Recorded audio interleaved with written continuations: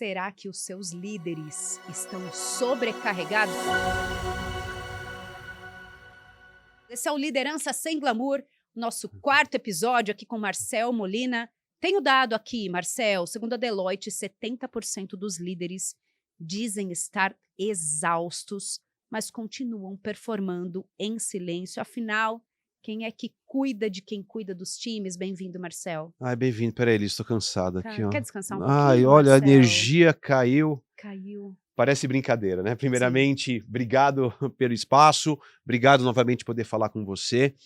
E é um dado que chama muito atenção, Elis, porque cada vez mais a gente percebe não só o líder, mas como um ser humano ele está adoecendo. E eu não estou falando de doenças físicas, né? Estou falando aqui, ó, da questão emocional.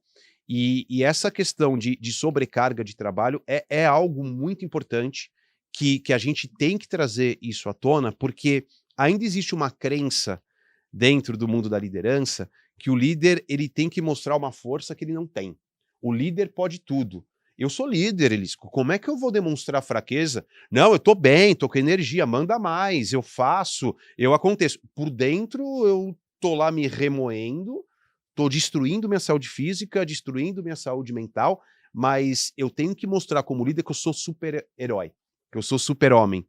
E esse não é o caminho. E aí, como consequência disso, está muito ligado aos dados aí que você acabou de trazer, infelizmente. Marcel, a gente faz muito programa de liderança por todo esse Brasil, em grandes instituições. Isso é uma honra e uma responsabilidade. E eu costumo fazer uma pergunta quando a gente conduz esses líderes em algum programa, que é a seguinte: levanta a mão aqui quem está em dia com todas as suas atividades. E, Marcel, assim... Quem levanta a mão, Elis? Ninguém levanta a mão. Ninguém levanta a mão. E eu tenho feito isso de formas sucessivas e ninguém levanta a mão. E eu digo, gente, se eu tivesse feito essa pergunta na semana passada, ou há 3 meses, ou há 6 meses, ou se eu fizer essa pergunta para vocês daqui 6 meses, vocês vão levantar a mão? E todo mundo fica também não levantaria a mão. E aí, essa provocação, o quanto que isso fere o senso de competência que esse líder tem. Porque se ele nunca está em dia, se ele nunca entrega, se nunca ele tem um sentimento de sexta-feira, 4 horas da tarde, 5 horas da tarde, ele terminou, ele entregou, ele atingiu esse sucesso, quanto que ele vai dizer que de verdade ele está conduzindo bem a equipe, se ele está sempre com uma noção de incompetência? Você acredita que... Por que é tão difícil, Marcel, a gente admitir que essa sobrecarga está acontecendo? Eu vejo, Elis, que ninguém gosta de ficar demonstrando fraqueza. Ao mesmo tempo, essa sensação de não dar conta é uma sensação que eu já senti. Eu tenho sentido aí nos últimos tempos, não sei como isso tem acontecido com você, é uma sensação ruim, que gera estresse, e aí isso começa a afetar o teu sono, o teu humor, você começa a se envolver emocionalmente dentro de tudo aquilo que acontece, e aí você não toma boas decisões. Principalmente para trabalhar, um dos grandes desafios que eu vejo no mundo da liderança, que é fazer uma melhor gestão de tempo. Claro que a gente não está aqui para dar aula, só que existe uma chamada que é a matriz de Eisenhower, que mostra para a gente, né, e eu acho que é bacana você que está nos assistindo começar a pensar nisso e colocar no papel, porque coisas que parecem ser muito básicas, quando a gente começa a trabalhar isso dentro de um plano, a gente começa a perceber tamanha complexidade. Porque o melhor dos mundos dentro da matriz de Eisenhower é a gente fazer aquilo que é importante e não urgente, que é pensar no médio, longo prazo. E quando eu falo isso com um líder, eu vejo o líder que vira para mim e fala assim: Marcel, eu não sei nem o que eu vou jantar hoje. Eu não sei nem o que eu vou fazer na próxima hora. Tudo é urgente, é porque é emergencial. Tudo é importante, mas é importante para quem? Será que não tem nada no meu dia a dia que eu posso começar a delegar?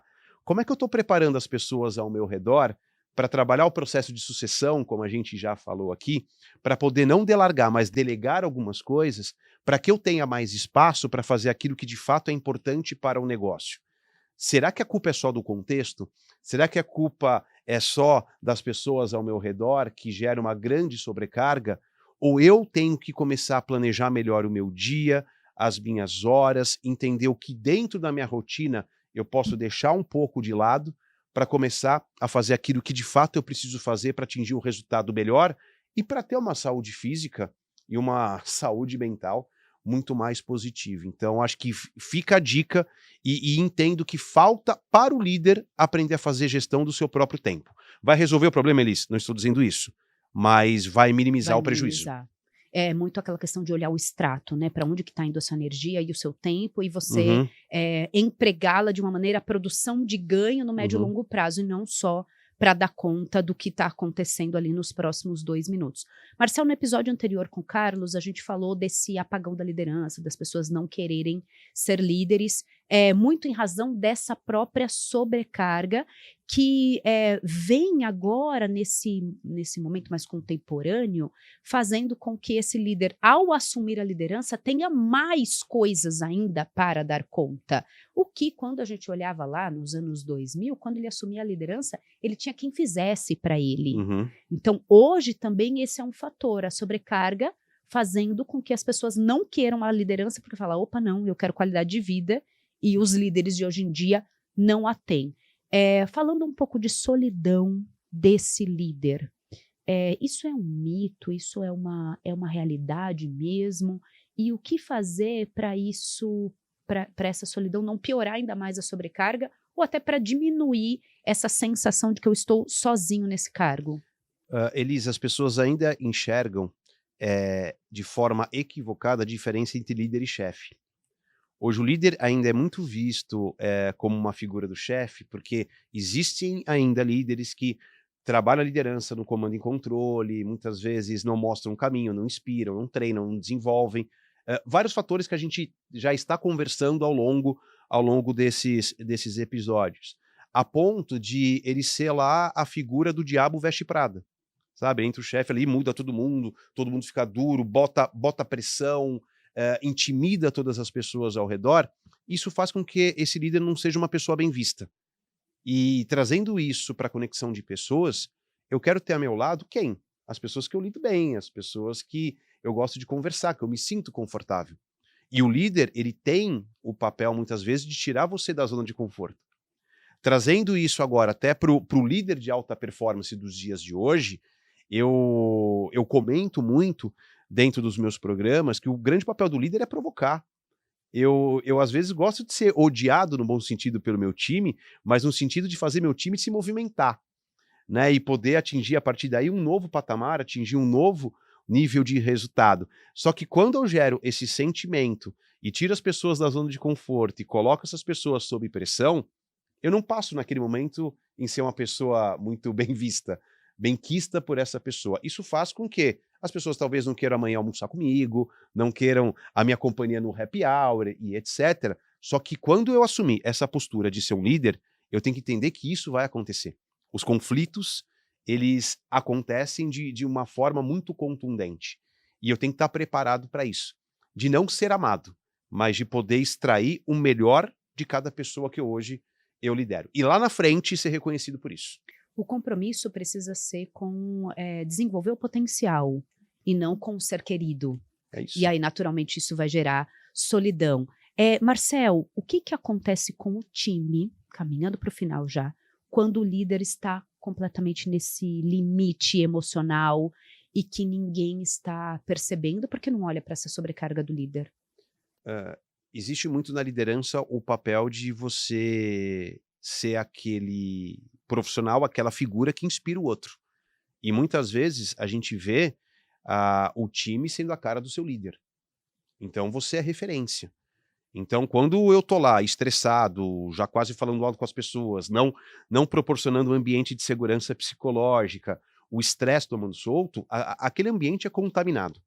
Eu sou um cara, que enxergo muito a questão da energia. E quando eu vejo que eu lido com alguém, e aí nós, na figura de líder, que somos referência, a gente está com energia pesada, a energia, ela se contagia. Então, naquele momento. Então, a gente gera um clima de insegurança, a gente gera um clima de estresse, a gente gera um clima totalmente contra a produção, contra o resultado e o engajamento, olhando aqui o alto desempenho. Ao mesmo tempo, se você olhar o lado contrário, quando você é um líder que passa segurança, quando você é um líder que passa inspiração, quando você é um líder equilibrado, eu já tive gente do meu time que muitas vezes, num problema, vira para mim e fala assim, Marcel, eu adoro conversar com você. porque você me acalma. Você faz eu respirar. Você faz com que eu consiga enxergar um melhor caminho, uma melhor direção. Marcel, você é uma inspiração para mim. Ou seja, eu entendo que nós somos o coração do time. Se a gente tá bem, o time vai estar bem.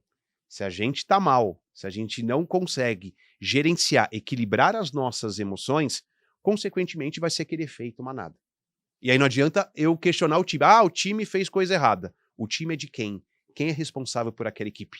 Então cabe a nós aqui assumir essa responsabilidade, gerenciar as emoções, nos preparar melhor para lidar com esses conflitos e, consequentemente, a gente trazer muito mais segurança do que estresse para os nossos liderados. Uau, obrigada, Marcel. Obrigada por esse episódio.